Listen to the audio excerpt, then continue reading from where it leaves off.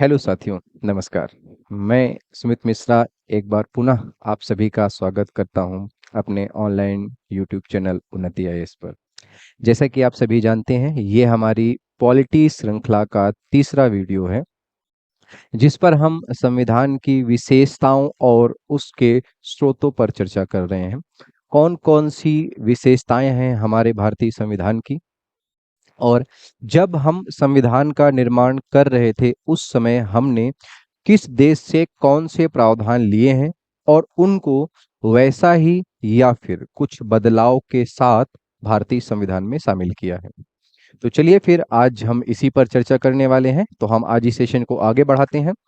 इस सेशन को आगे बढ़ाने से पहले मैं थोड़ा सा आपसे और बातचीत करना चाहूंगा कि जब हमारा संविधान बनकर के तैयार हुआ 26 नवंबर 1949 को, तब बहुत सारे लोगों के द्वारा एक स्टेटमेंट या आरोप संविधान निर्माताओं पर लगा कि यह एक उधार का थैला है।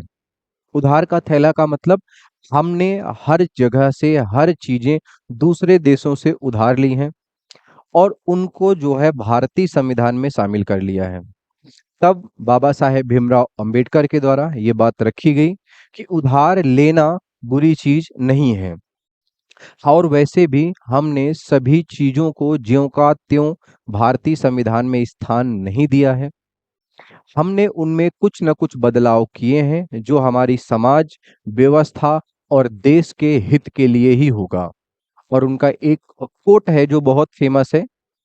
उन्होंने अपने अंतिम भाषण में ये बात कही थी कि हमने या भारतीय संविधान सभा ने पूरी शुचिता के साथ इस संविधान का निर्माण किया है, परंतु अगर आगे आने वाले 70 100 या कुछ अन्य वर्षों के बाद हमारे देश की व्यवस्था में कुछ भी ऐसा होता है जो हमारे अनुसार या हमारे अनुरूप ना हो, तो इसका कतई अर्थ नहीं है कि हमारा संविधान खराब है। इसका बेसिक अर्थ उन्होंने बताया था कि आने वाले समय में अगर कुछ भी अव्यवस्था होगी तो इसका सीधा सा अर्थ होता है कि भैया हमारे जो लोग हैं जो उस समय देश चला रहे हैं वो लोग सही नहीं हैं। तो चलिए इसी सेगमेंट के साथ हम आगे बढ़ते हैं और आगे जो है हम चलते हैं।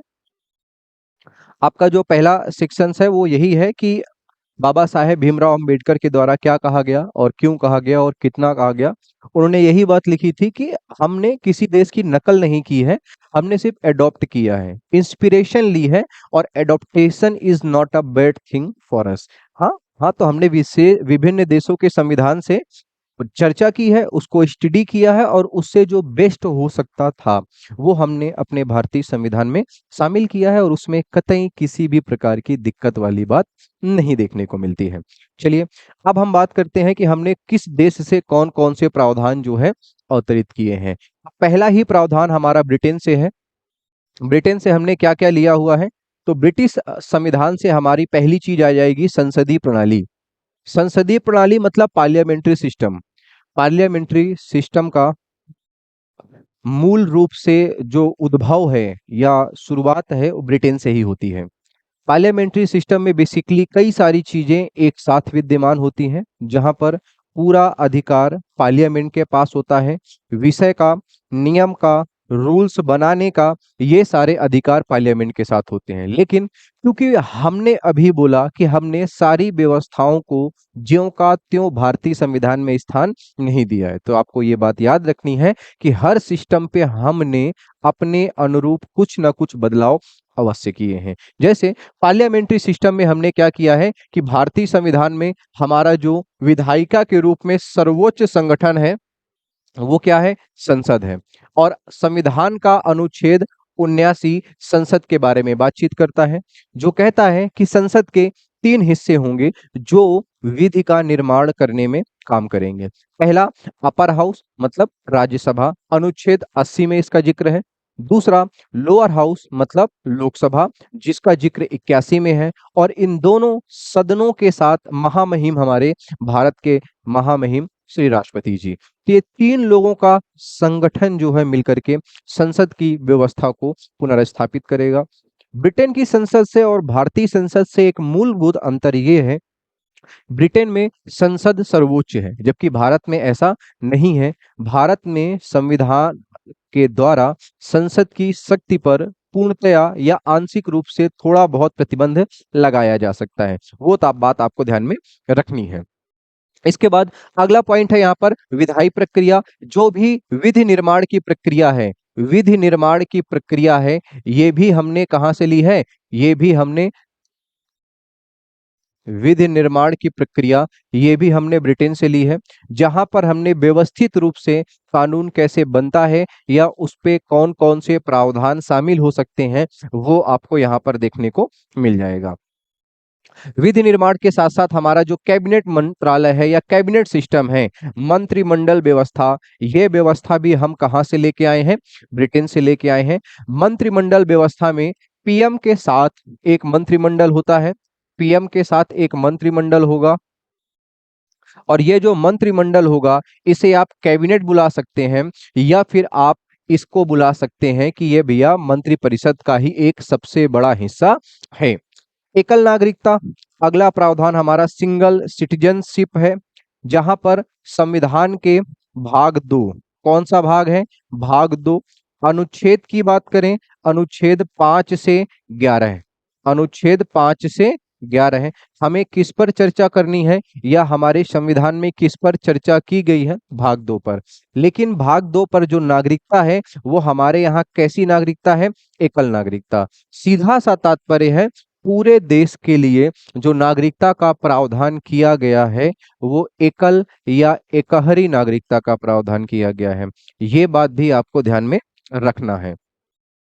इसके बाद पार्लियामेंट्री सिस्टम के कुछ विशेषाधिकार हैं, प्रिविलेजेस हैं, जो संविधान के अनुच्छेद 105 में दिए गए होंगे। बच्चों आपने पढ़ा होगा कि संविधान का जो अनुच्छेद 105 है वो संसद के विशेषाधिकार की बात करता है, जहां पर बताया जाता है कि सत्र शुरू होने से पहले 40 दिन और सत्र समाप्त होने के बाद 40 दिन किसी भी प्रकार की कोई भी कार्यवाही संसद के सदस्यों के साथ नहीं की जा सकती। यही सेम व्यवस्था आपको विधान मंडल में भी देखने को मिलेगी, यही सेम सेगमेंट आपको विधानमंडल में भी देखने को मिलेगा, जहां पर हमने विधानमंडल या संसद को अर्ध न्यायिक प्रक्रिया को भी अपनाते हुए देखा है, जहां पर विधानमंडल या संसद के द्वारा कुछ लोगों को आंशिक रूप से सजा का भी प्रावधान दिया गया है, अगर उनका या उनके सदन के सदस्यों का अपमान या उनकी अवहेलना होती है, केवल उसी स्थिति पर।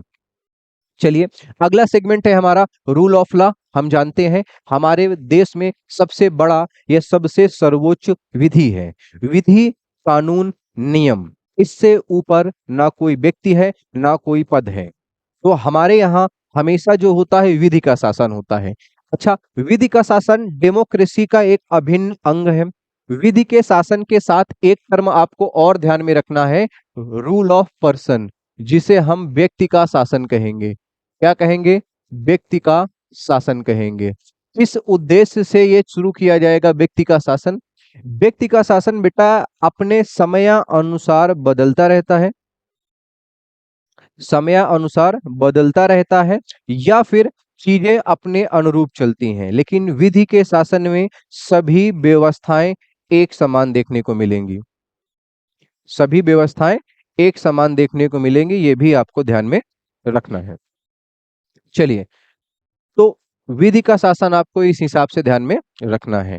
अगला, अगर हम इसके बाद अगर हम कोई भी सेगमेंट देख रहे हैं तो वो आ जाएगा द्विसदनीय विधायिका।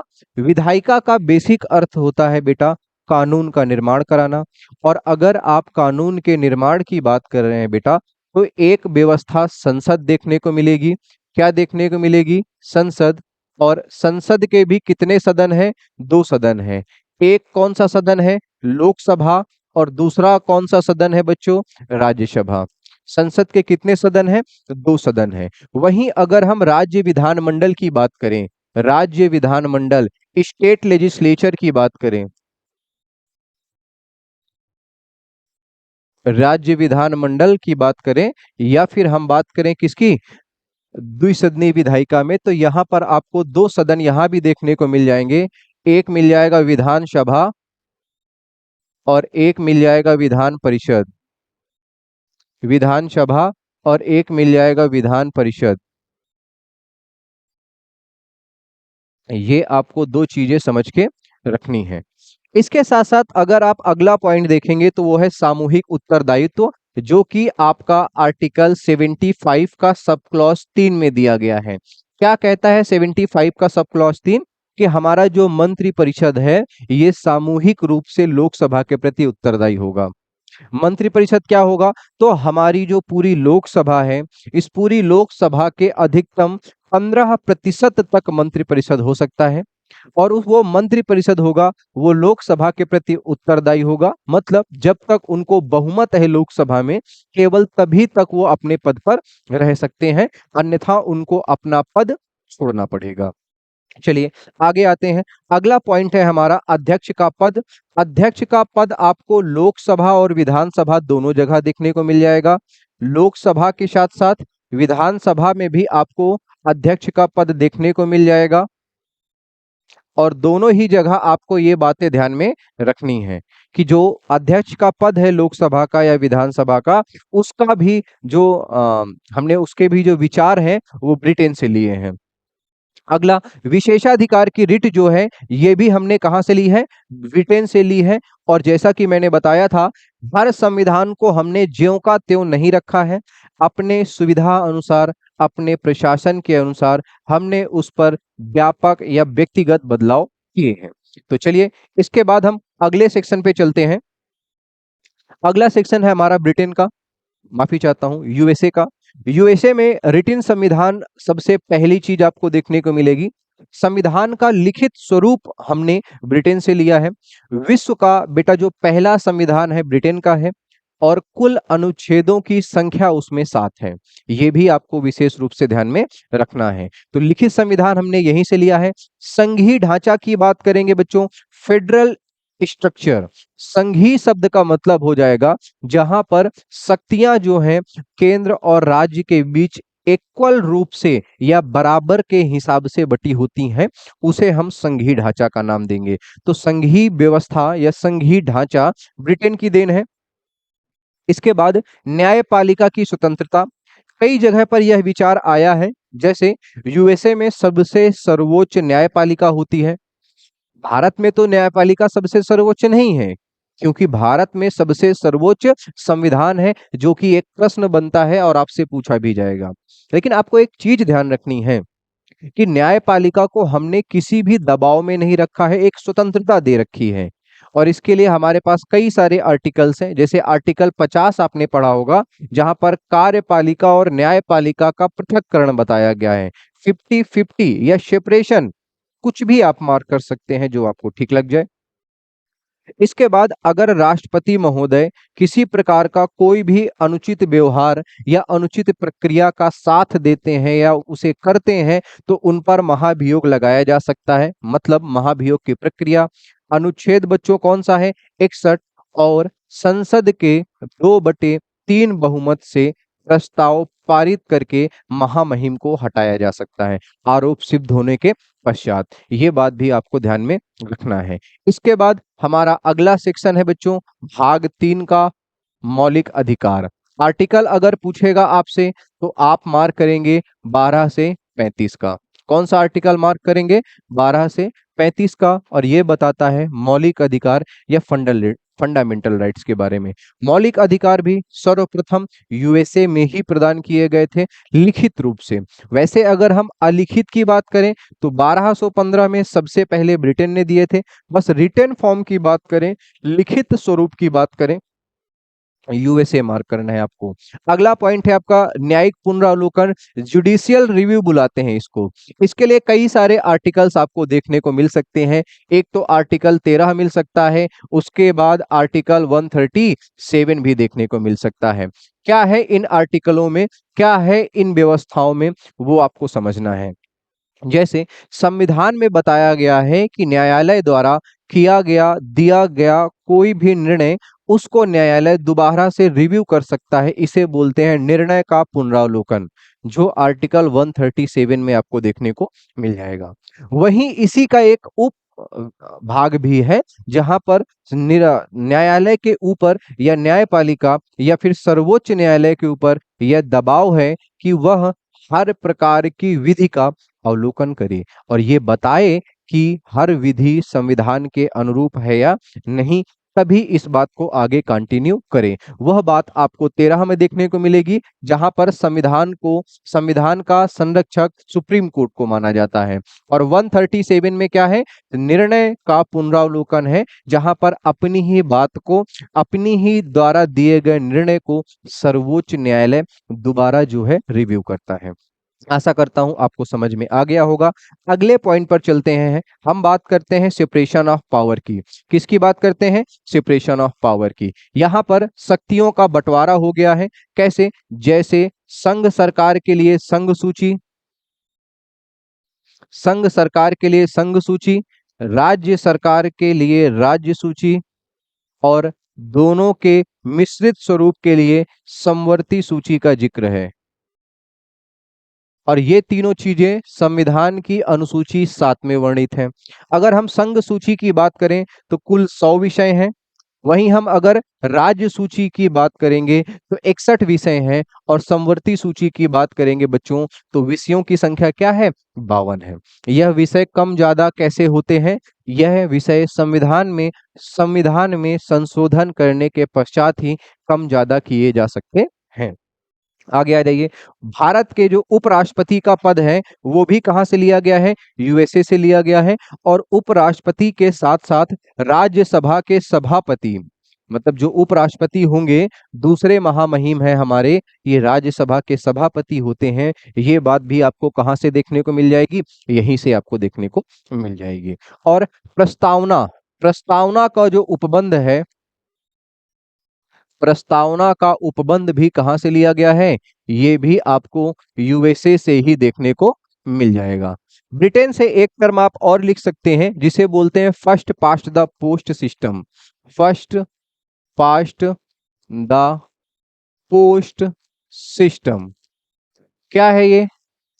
इसको बोलते हैं अग्रेता ही विजेता। क्या बुलाते हैं? अग्रेता ही विजेता। चुनाव में वही जीतेगा जिसको सबसे ज्यादा मत मिलेंगे।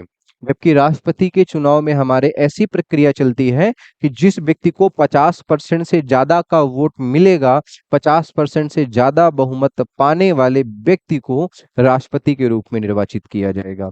चलिए इसके बाद की बात करते हैं हम। आयरलैंड अगला देश है हमारा। कौन कौन से प्रावधान हमने आयरलैंड से लिए हैं? तो पहला प्रावधान है संविधान के भाग 4 में डीपीएसपी। भाग 4 में एक प्रावधान है और इस प्रावधान का नाम है DPSP, directive principle of state policy. ये वो अधिकार हैं जब संविधान निर्माताओं ने ऐसे अधिकारों की लिस्ट बनाई जिनमें से कुछ को तो हम दे सकते थे तुरंत प्रभाव से, उनको हमने भाग 3 में मूल अधिकार की श्रेणी में डाला और लिखा कि ये न्यायालय में प्रवर्तनीय है। अर्थात अगर सरकार देने से मना करती है क्योंकि सरकार बाध्य है, इसलिए आप उनके लिए न्यायालय जा सकते हैं। वहीं दूसरी तरफ डीपीएसपी को ऐसे अधिकारों की तुलना में डाला गया जो न्यायालय में प्रवर्तनीय नहीं है, अर्थात उनके लिए आप न्यायालय नहीं जा सकते हैं। भाग 4 में मिलेंगे। सबसे पहले आयरलैंड ने भी कहां से मूल अधिकार, माफी चाहता हूं, डीपीएसपी लिए थे? याद रखिएगा, आयरलैंड ने स्पेन से ग्रहण किया था और उस स्वरूप के कुछ परिवर्तन के साथ, उस स्वरूप के कुछ परिवर्तन के साथ हमने वहां से जो है अडॉप्ट कर लिया है। राष्ट्रपति का निर्वाचन प्रणाली बच्चों अनुच्छेद 54 है। कौन सा है? राष्ट्रपति का निर्वाचक मंडल में अनुच्छेद 54 है, जहां पर बताया गया है कि कौन कौन से लोग राष्ट्रपति के चुनाव में भाग ले सकते हैं। पहले तो ये अलग था, लेकिन अभी संसद के सभी निर्वाचित सदस्य प्लस राज्य विधानमंडल के सभी निर्वाचित सदस्य राष्ट्रपति के चुनाव में भाग लेते हैं। कौन कौन भाग नहीं लेता? तो संसद में जो मनोनीत सदस्य हैं प्लस विधानमंडल में मनोनीत सदस्य प्लस राज्य की विधान परिषद के सभी सदस्य, ये जो है भाग नहीं लेते हैं। इन पर हम विस्तृत चर्चा करेंगे जब संविधान के अनुच्छेद 54 की बात आएगी। आगे आते हैं। राज्यसभा में नॉमिनेशन की बात की जाएगी तो अनुच्छेद 80 का सब क्लॉज 2 है। अनुच्छेद 80 कहता है कि राज्यसभा में राष्ट्रपति के द्वारा 12 सदस्यों का मनोनयन होगा। टोटल कितने सदस्य हैं? 12 सदस्यों का मनोनयन आपको देखने को मिल जाएगा। ये बात आपको ध्यान में रखनी है। चलिए, इसके बाद हम अगले देश के प्रावधानों पर चलते हैं। अगला पॉइंट है आपका कनाडा। कनाडा से हमने क्या क्या लिया हुआ है? तो कनाडा से हमने पहला पॉइंट लिया हुआ है सशक्त केंद्र वाला संघीय ढांचा। क्या है ये? हमने संघीय बात तो कर ली, संघात्मक व्यवस्था या फेडरल टर्म क्या है? जहां पर केंद्र और राज्य क्या होंगे? शक्तियां बराबर होंगी। लेकिन बहुत सारे जो संविधानवेत्ता हैं, जो संविधान के ज्ञानी हैं, उन्होंने भारत को संघीय व्यवस्था में नहीं रखा है। उन्होंने भारत को अर्ध संघीय व्यवस्था में रखा है, क्वासी फेडरल रखा है। अर्ध संघीय व्यवस्था, अर्ध संघीय व्यवस्था में रखा है, जिसे हम क्वासी फेडरल कहेंगे। क्वासी फेडरल की एक बहुत बड़ी संभावना है या विशेषता है कि यहाँ पर बंटवारा तो शक्तियों का हो जाएगा, लेकिन केंद्र ज्यादा पावरफुल होगा। तो सशक्त केंद्र आपको देखने को मिल जाएगा क्वासी फेडरल में या अर्ध संघीय व्यवस्था में। बंटवारा तो शक्तियों का केंद्र और राज्य दोनों में होगा, लेकिन केंद्र के पास ज्यादा शक्तियां होंगी रेदर देन स्टेट। चलिए, अगले पॉइंट पे चलते हैं। अवशिष्ट शक्तियां केंद्र के पास हैं। आपको हमने कुछ शक्तियां बताई थी, कुछ सूचियां बताई थी, जैसे संघ सूची, जैसे राज्य सूची, और इसी के साथ साथ समवर्ती सूची, यूनियन लिस्ट, स्टेट लिस्ट और कॉन्करेंट लिस्ट। इन सभी के साथ मैंने आपको बताया था कि इनके साथ साथ आपको एक चीज और याद रखनी है। और वो क्या याद रखनी है? कि ये सारी व्यवस्थाओं के अलावा जो भी पावर एक्स्ट्रा हैं, जो भी पावर एक्स्ट्रा है, इन्हें हम कहते हैं, क्या कहते हैं इनको? इन एक्स्ट्रा पावर्स को अवशिष्ट शक्तियां कहा जाएगा। और ये सारी शक्तियां कहाँ मिलेंगी? केंद्र सरकार के पास मिलेंगी। और कनाडा से ही हमने एक व्यवस्था और अडॉप्ट की है, ये है हमारे संविधान में राज्यपालों की नियुक्ति। और ये नियुक्ति किसके द्वारा की जाएगी? राष्ट्रपति के द्वारा। केंद्र सरकार की सलाह पर राष्ट्रपति के द्वारा हमारे यहाँ अपॉइंटमेंट मिलेगा, और ये अपॉइंटमेंट राज्यपालों को मिलेगा। उसके लिए बहुत सारी शर्तें और बहुत सारे प्रावधान हैं। जब हम राज्यपाल पढ़ेंगे तो इस पर व्यापक चर्चा करेंगे। अगले पॉइंट पर आते हैं, ऑस्ट्रेलिया की बात करते हैं। तो यहाँ पर आपको दो चार चीजें और ध्यान रखना है। जैसे समवर्ती सूची, जो हमने लिस्ट देखी, लिस्ट में एक कॉन्करेंट लिस्ट थी, जहां पर केंद्र और राज्य दोनों जो है अपना कानून बना सकते हैं इस विषय पर। वो सूची हमने ऑस्ट्रेलिया से ली है। और अगर ज्वाइंट सिटिंग की बात करें संसद की, आर्टिकल 108 में संयुक्त बैठक की बात है, ज्वाइंट सिटिंग की बात है। तो 108 में ये बात लिखी गई है कि संसद संयुक्त बैठक का प्रावधान करेगी। कोई भी ऐसा साधारण विधेयक या वित्त विधेयक जिसको लोकसभा द्वारा पारित कर दिया गया है, परंतु राज्यसभा द्वारा 6 महीने से ज्यादा समय तक रोका गया है, ऐसे विधेयकों पर राष्ट्रपति 6 महीने के पश्चात संयुक्त बैठक बुला सकता है। और जबकि संयुक्त बैठक में सभी लोग शामिल होते हैं और लोकसभा के सदस्यों की संख्या राज्यसभा से भी दुगनी है, इस कारण लोकसभा साधारण बहुमत से बहुत आसानी से विधेयक पास करा लेती है, और राज्यसभा विरोध के पश्चात भी कुछ नहीं कर पाती है। ये आपको ध्यान में रखना है। हाँ, राज्य में पूछ सकता है बच्चों, राज्य में आप सभी को कमेंट सेक्शन पे एक बात लिख के बतानी है कि राज्य सरकार या राज्यों में संयुक्त बैठक का प्रावधान किस अनुच्छेद में है। जो भी प्रावधान है सभी लोग फटाफट कमेंट करेंगे। आगे आ जाइए, freedom of trade and commerce की जो सुविधा है, आपको व्यापार की स्वतंत्रता दी गई है, ये आपको ये भी कहां से देखने को मिलेगा? ऑस्ट्रेलिया से देखने को मिलेगा। और एक एडिशनल चीज यहाँ आप मार्क कर सकते हैं, प्रस्तावना की भाषा, लैंग्वेज ऑफ प्रिएम्बल, प्रस्तावना की भाषा, ये भी हमने ऑस्ट्रेलिया के संविधान से अडॉप्ट किया है। हम भारत के लोग, ये जो पूरी भाषा आप लोग पढ़ते हैं प्रस्तावना में, वो हमने ऑस्ट्रेलिया से लिया है। फ्रांस से हमने क्या लिया है? गणराज्य लिया है। गणराज्य का टर्म मैंने प्रस्तावना में बता दिया था, वंशानुगत शासन का अंत। क्या है? वंशानुगत शासन का अंत। जहां पर राज्य का जो प्रमुख है वो क्या होगा, निर्वाचित होगा। निर्वाचन की प्रक्रिया कुछ भी हो सकती है, प्रत्यक्ष या अप्रत्यक्ष, लेकिन इंपॉर्टेंट है कि वो निर्वाचित होगा। इसी के साथ आ जाइए, स्वतंत्रता, समानता और बंधुत्व, लिबर्टी, इक्वालिटी और फ्रेटर्निटी, ये व्यवस्थाएं भी वहीं से ली गई हैं। स्वतंत्रता 5 प्रकार की है, जहां पर मैंने बताया था विचार, अभिव्यक्ति, विश्वास, धर्म और उपासना। उसी के साथ साथ समानता 2 प्रकार की है बच्चों, क्या क्या बताया था, प्रतिष्ठा एवं अवसर की। और तीसरा है बंधुत्व, इसका सीधा सा अंतर है ब्रदरहुड, मतलब भाईचारा की बात हो रही है यहाँ पर, फेटर्निटी। ये चारों चीजें आपको फ्रांस के संविधान से देखने को मिल जाएंगी, फ्रांस की जो इंग्लैंड की क्रांति थी वहां से।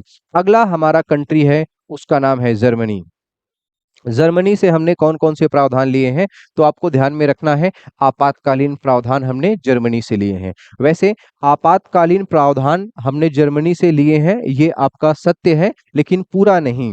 मौलिक अधिकारों का निलंबन, आप सभी को पता होगा, आपातकाल के समय 20 और 21 को निलंबित नहीं किया जा सकता।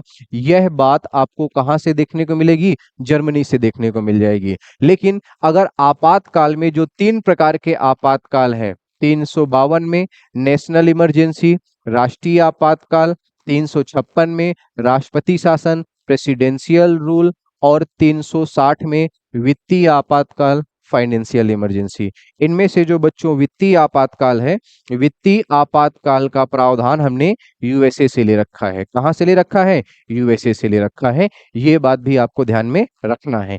और अगर कुल आपातकाल के प्रावधान में जर्मनी ऑप्शन में ना हो, या फिर भारत शासन अधिनियम 1935 ऑप्शन में हो, तो आपको बच्चों प्राथमिकता किसको देनी है, भारत शासन अधिनियम 1935। कौन सा अधिनियम है, 1935। आपको बच्चों प्राथमिकता इसी संविधान को या इसी प्रावधान को देनी है। चलिए हम इसके आगे चलते हैं, ये जर्मनी हो जाएगा। इसके साथ साथ जापान से हमने क्या लिया है, तो जापान से हमने विधि द्वारा स्थापित प्रक्रिया को लिया है, प्रोसीजर्स एस्टेब्लिश्ड बाय लॉ। जो प्रक्रिया है वो कानून के अंतर्गत ही होनी चाहिए, उसके अलावा हम किसी भी प्रक्रिया को प्रिफर नहीं करेंगे। ये बात आपको जापान से देखने को मिलेगी। साउथ अफ्रीका से 2 चीजें ली गई हैं। पहला पॉइंट साउथ अफ्रीका से लिया गया है, संविधान में संशोधन की प्रक्रिया ये दक्षिण अफ्रीका की देन है। दक्षिण अफ्रीका ने बताया है कि संविधान में कितने प्रकार से हम संशोधन कर सकते हैं, जिसमें समान साधारण बहुमत से, विशेष बहुमत से, विशेष बहुमत प्लस आधे से अधिक राज्यों के बहुमत से, 3 प्रकार से संशोधन आपको देखने को मिल जाएंगे। और संशोधन कहाँ पर है, आपको ध्यान में रखना है, संविधान का भाग 20 जो है संशोधन की बात करता है। अनुच्छेद बच्चों कौन सा है, 368 अनुच्छेद है। वहीं अगर राज्यसभा में इलेक्शन मेथड या राज्यसभा के निर्वाचन पद्धति की बात की जाए, तो वो आपको देखने को मिल जाएगा कहां पर, यहाँ पर। राज्यसभा का इलेक्शंस जो होता है ओपन स्ट्रक्चर में होता है, खुला मतदान प्रणाली में होता है, और ये चीज आपको देखने को मिल जाएगी कहाँ, साउथ अफ्रीका से, साउथ अफ्रीका की देन हो जाएगी। इसके बाद जो है यहाँ से आपका जो भी विशेषताएं हैं या जो भी प्रावधान हमने किसी देश से लिए हैं वो यहीं से समाप्त हो जाते हैं। अब हमारा इसके बाद संविधान की विशेषताएं देखने को आपको मिल जाएंगी। जैसे एक पहली विशेषता है सबसे लंबा लिखित संविधान। विश्व का बेटा सबसे लंबा संविधान भारत का है। कितने अनुच्छेद हैं, 395 अनुच्छेद हैं, और 22 भाग और 12 अनुसूचियां। ये सारी चीजें आपको यहाँ पर देखने को मिल जाएंगी। वो सबसे बड़ा संविधान है। कारण क्या है, क्योंकि हमारे यहाँ विविधताएं हैं, विविधता में एकता का स्लोगन हम मार्क करते हैं विविधताओं की वजह से, या फिर हमारे यहाँ जो भी शासन या प्रशासन है वो बहुत विस्तृत व्यवस्था में लिखा गया है था, जो हमारे संविधान के 60% से ज्यादा प्रावधान है वो भारत शासन अधिनियम 1935 से लिए गए हैं, जिसके कारण हमारा संविधान इतना विस्तृत हो चुका है या हुआ है। अगली विशेषता है आंशिक कठोर एवं आंशिक लचीला। इसका क्या तात्पर्य है? या तो संविधान कठोर हो सकता है या तो संविधान लचीला हो सकता है। जैसे यूएसए का संविधान कठोर माना जाता है। कठोर और लचीला से तात्पर्य है संशोधन प्रक्रिया से। या तो संशोधन प्रक्रिया बहुत जटिल होगी या फिर संशोधन प्रक्रिया बहुत ही आसान होगी। जैसे यूएसए में बहुत जटिल है और ब्रिटेन में आसान है, लेकिन भारत में हमने इसको कई हिस्सों में बांट दिया है। कई सारे संशोधन भारत में साधारण बहुमत से हो जाएंगे, मतलब प्रक्रिया अत्यंत आसान है, और वहीं पर कई सारे संशोधन आपको विशेष बहुमत से देखने को मिलेंगे जिनकी प्रक्रिया अत्यंत जटिल है। चलिए, इसके बाद हम बात करते हैं संघीय लेकिन एकात्मक झुकाव। केसी वियर का एक स्टेटमेंट है जहां पर यह बात बोली गई है। क्या बोला गया है कि जो आपका संविधान है वो संघात्मक ढांचे के अनुरूप नहीं है, वो संघात्मक और एकात्मक का मिश्रण है, जिसे उन्होंने अर्ध संघीय व्यवस्था में मार्क किया है। शक्तियां तो बांटी जाएंगी, लेकिन केंद्र के पास शक्तियां राज्य की अपेक्षा ज्यादा देखने को मिल जाएंगी। इसे ही बोलेंगे हमारा जो संविधान है वो संघीय है, लेकिन झुकाव कैसा है? एकात्मक। एकात्मक व्यवस्था का मतलब हो जाएगा कि संपूर्ण शक्ति जो है वो केंद्र के पास होगी, लेकिन ऐसा नहीं है। पूरी शक्ति केंद्र के पास केवल आपातकालीन समय पर ही आती है। जैसे ही आपातकाल लागू होगा, वैसे ही राष्ट्रीय आपातकाल की बात कर रहा हूं मैं, राष्ट्रपति शासन या वित्तीय आपातकाल में ऐसा देखने को नहीं मिलता है। राष्ट्रीय आपातकाल जैसे ही लागू होगा, पूरा संविधान संघात्मक से एकात्मक की ओर झुक जाएगा। अगला प्रश्न है हमारा संसदीय लोकतंत्र। अभी मैंने बताया था पार्लियामेंट्री डेमोक्रेसी, जहां पर पार्लियामेंट को इंट्रोड्यूस किया गया है, जहां पर जो वास्तविक प्रमुख होता है, रियल पावर जिसके पास होती है माननीय प्रधानमंत्री जी, और जो संवैधानिक प्रमुख आपको देखने को मिलेंगे वो महामहिम राष्ट्रपति महोदय, जिनका निर्वाचन क्या होगा?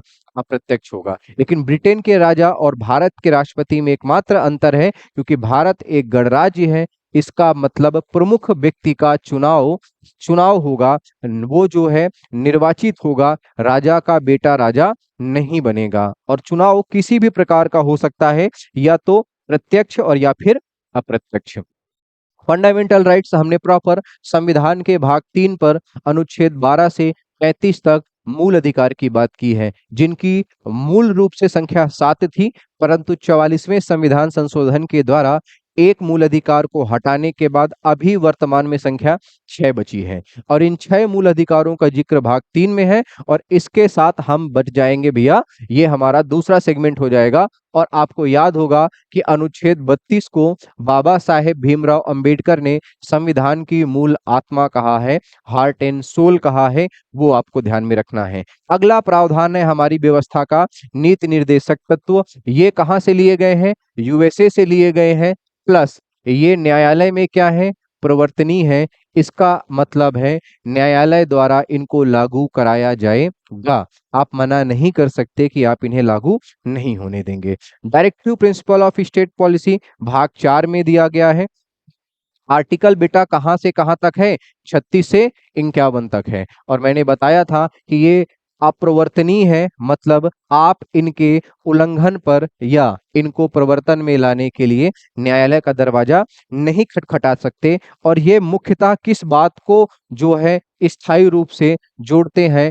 कल्याणकारी स्टेट, मतलब वेलफेयर सोसाइटी। अधिकतम बहुजन हिताय बहुजन सुखाय, अधिकतम लोगों की अधिकतम खुशी की चर्चा करता है ये। अगले सेगमेंट पर हम चलेंगे तो हमारे पास डीपीएसपी के बाद हमारा अगला सेगमेंट जो देखने को मिलेगा वो हमारा फंडामेंटल ड्यूटीज है। संविधान का भाग 4 का ए, और आर्टिकल कौन सा है? 51 का ए, जहां पर अंतिम रूप से 11 मूल कर्तव्यों की बात की गई है। 2 बार जो है हमारे संविधान में 2 बार संशोधन करके कुल 11 मूल कर्तव्य जोड़े गए हैं। पहला संशोधन 42वां है, जिससे मूल अधिकार के प्रावधान को पहली बार जोड़ा गया, और दूसरा प्रावधान 86वां संशोधन है 2002, जिसमें हमारा 11वां मूल कर्तव्य जोड़ा गया। कुल संख्या इनकी 11 है, और ये मोरल ऑब्लिगेशंस हैं, मतलब हमारे मानसिक रूप से हमें देश की प्रेम की भावना से ओत-प्रोत करके रखते हैं। अगला सेक्शन आपको देखने को मिलेगा सेकुलर। आप सभी को पता है भारत एक सेकुलर स्टेट है। सेकुलर का अर्थ होगा भारत का कोई भी धर्म नहीं है, सभी धर्मों को एक समान रूप से भारत प्राथमिकता देगा। विश्व का पहला सेकुलर देश अगर आप पूछेंगे तो वो था यूएसए। और भारतीय इतिहास में अगर पहला व्यक्ति जिसने सेकुलर धर्म बनाने का प्रयास किया वो है हमारा मोहम्मद बिन तुगलक, एमबीटी, जिसे इतिहास में पागल सुल्तान के नाम से जाना जाता है। इसके बाद इंडिपेंडेंट जुडिशरी की बात करेंगे। मैंने बताया था स्वतंत्र न्यायपालिका। न्यायपालिका को ऐसे व्यवस्थित किया गया है कि शासन व्यवस्था में किसी भी प्रकार की जवाबदेही न्यायपालिका पर रहे, लेकिन कंट्रोल न्यायपालिका पर नहीं होना चाहिए। उसी को हमने स्वतंत्र न्यायपालिका के नाम से जाना है। और जुडिशियल रिव्यू पर हम अभी चर्चा कर ही चुके हैं कि जुडिशियल रिव्यू क्या होता है और कितना होता है। इसके बाद आपको क्या देखने को मिलेगा, इसके बाद आपको 10 नंबर पर सार्वभौमिक वयस्क मताधिकार देखने को मिलेगा, जहां पर मतदान की बेसिक उम्र बच्चों कितनी बताई गई है, 18 वर्ष। कितनी बताई गई है, 18 वर्ष मतदान की उम्र बताई गई है। ये बात आपको ध्यान में रखना है। मूल संविधान में मतदान की जो उम्र है वो 21 वर्ष थी, परंतु हमारे संविधान निर्माताओं ने 61वां संविधान संशोधन करके संविधान में मतदान की न्यूनतम उम्र को 18 वर्ष कर दिया है। चलिए, इसके बाद हम जानते हैं, अगला पॉइंट मार्क करते हैं। चलिए, इसके बाद यहीं से आपका ये सेशन जो है आज समाप्त होता है। आप सभी लोग इस सेशन में शामिल होने के लिए आप सभी का बहुत बहुत धन्यवाद। आप सभी लोग एक बार कमेंट करके जरूर बताएं कि ये सेशन आपको कैसा लगा, और अगर आपको ये अच्छा लगा हो तो आप दूसरे विद्यार्थियों तक इसे जरूर साझा करें। हम लगातार इन पर जो है चर्चा करते रहेंगे, ऐसे ही एक एक टॉपिक या विषय पर आपके साथ विस्तृत चर्चा करते रहेंगे। किसी प्रकार का सुझाव या सलाह आप कमेंट सेक्शन पर मार्क कर सकते हैं, और उस पर हम आवश्यक रूप से जो है ध्यान देंगे। तो चलिए, आप सभी को नमस्कार। आप सभी लोग अपना ध्यान रखें। मिलते हैं अगली क्लास में। जय हिंद।